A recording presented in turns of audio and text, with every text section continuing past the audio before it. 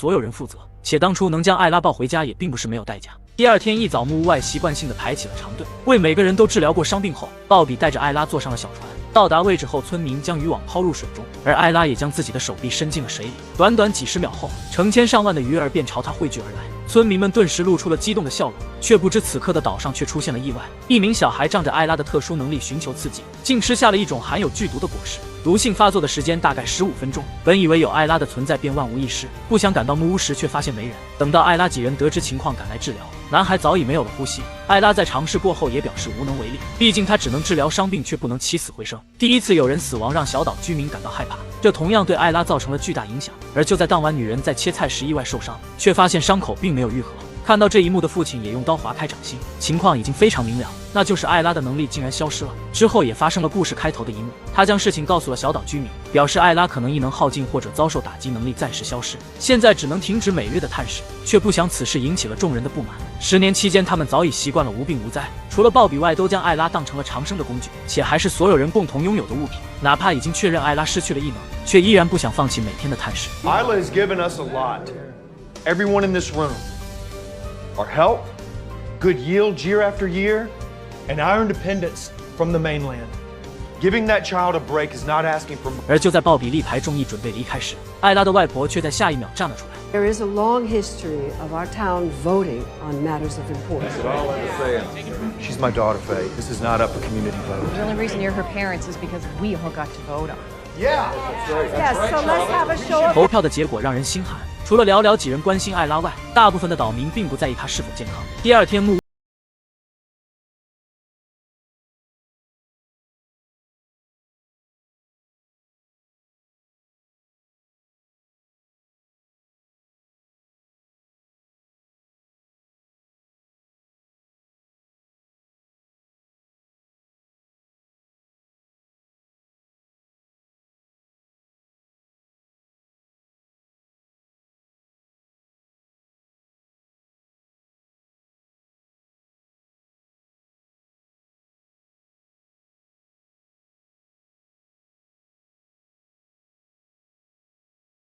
船只。与此同时，几名岛民正在进行着心理互助，他们都曾身患重病，苦不堪言。现在的情况让众人害怕不已。老人表示，艾拉是大海送给他们的礼物，他属于在座的所有人，也并不在乎艾拉会因此付出什么代价。然而说着说着，他却突然卡了壳。原来老人身患阿兹尔海默症，失去艾拉治疗的他犯病了。深夜，母亲来到艾拉床前，贴心的为其盖上被子，却意外发现手上的伤口正在愈合。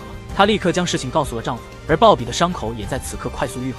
也许女孩的能力并没有消失，只是从全天24小时变成了沉睡之后。看到这一幕后，女人立刻下了楼，想要将老人带来为其治疗。鲍比却在此刻拦住了他，因为老人一旦知晓，便代表互助会全员知晓，那样所有人会再次缠上艾拉。此后，女儿甚至连睡觉时都无法安稳。艾拉已经长大且慢慢变成了大姑娘，她无法容忍每天睡觉时有许多人站在其床边，即使要治疗老人的病情，也要先做好工作。其实小镇上的居民不都是白眼狼？杰克便是站在艾拉一方的人，他本是一名医生，曾负责岛民的健康，见惯了生离死别的他非常感激艾拉。这天傍晚，他闯进了互助会，痛斥着众人的不知感恩和自私自利。然而你永远无法叫醒一个装睡的人，即使所有人都知道自己的行为非常卑鄙，却依然无法抵挡多活几10年的诱惑。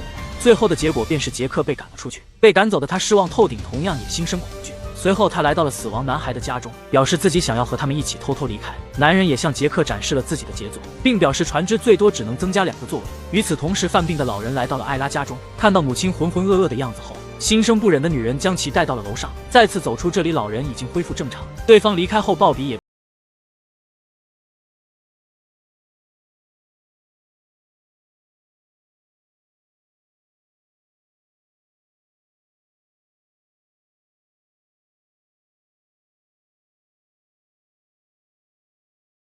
的老人更是将一瓶安眠药递给了鲍比，表示这样孩子会睡得更香，他们的行动也会更加顺利。人性的自私在这一刻显露无遗，更加让他心寒的是，妻子竟也同意此事。 What are you talking about, Grace?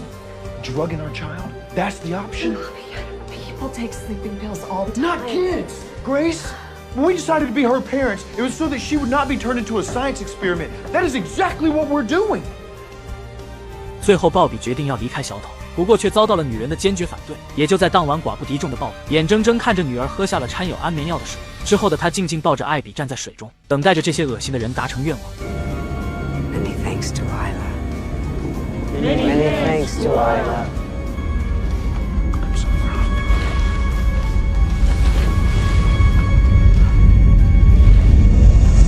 昨晚的行动非常顺利，村民们得到了平安过冬的大量鱼类，身上的病痛也消失得无影无踪，所有人的脸上都露出了满足的笑容，却根本没人在意艾拉的想法。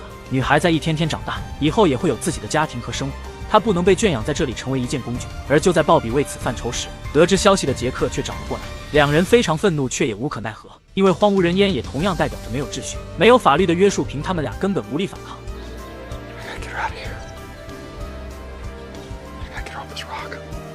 而听到这，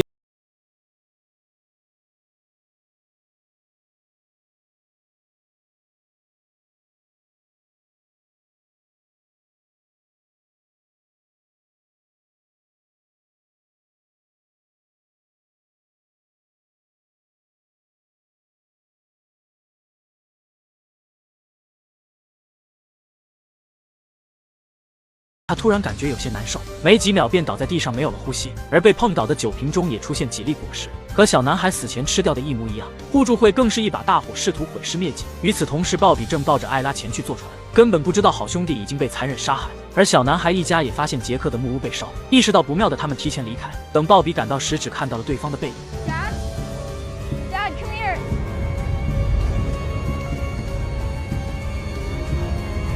等他带着艾比赶到现场，火势已经无法控制。此刻的他心中无比痛苦，因为鲍比已经意识到了一切。岛上的居民并没有多少，且距离很近，火势烧成这样都无人伸出援手，很显然就是他们亲手放的火。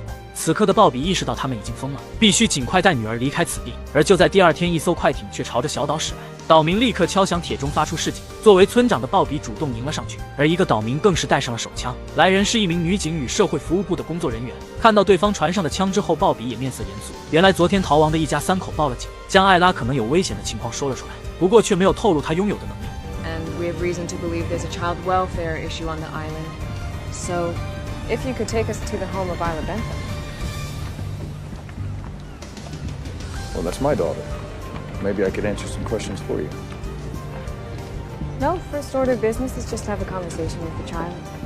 Thank you. 然而随着他们越发靠近艾拉居住的房子，岛民们的行为便越加让人害怕。而此时杰克的儿子朱尼尔来到了快艇前，本想偷偷离开的他却意外看到了调查表，上面关于艾拉情况的描述让他陷入沉思。另一边的女警也意识到事情有些不对，可惜无论她如何劝说警告，岛民们都面无表情地围在一旁。在出示了证件和说明来意后，女人独自上到2楼向艾拉了解情况。然而除了利用艾拉的能力外，岛民们对她并没有过恶劣行为，且鲍比一直尽力保护艾拉，没接触过外界的她非常单纯，直至最后女人也没问出她有什么危险。然而岛民的行为却让两人心生警惕，坚持要带艾拉前往陆地详细询问。当然其父母可以陪同前往，不过围在一旁的岛民却表示反对。如此一幕让两人更加确定这里有问题。而就在女警坚持带走艾拉时，男人突然掏出了手枪。互助会的成员情绪都非常激动，明确表示不可以带走艾拉。 Guys, But you're not Guys. taking this family. everyone, please relax. We'll be back. Everyone. No. 事已至此，工作人员的下场也不必多说。之后的他们将鲍比拖进屋内，为了不惹怒艾拉，他们没有任其死亡，而是让他保证不离开小岛且随意使用艾拉，只有给出承诺，他们才会救治鲍比。事已至此，他也只能妥协示弱。很快，老人便端着安眠水上了2楼，情况危急，他们没有解释。而艾拉却因为父亲不在，非常害怕。他不知道杯里是什么东西，也不知道母亲两人要干什么。出于本能的艾拉非常抗拒，除了鲍比外，两人只当他是工具，而工具自然要听人摆弄。最后，两人将其按在床上强行灌药。面对着即将死亡的鲍比和楼上传来的声音，下面的岛民却都面无表情。而就在此时，朱尼尔却持枪闯了进来。他是艾拉最好的朋友，也是为数不多真正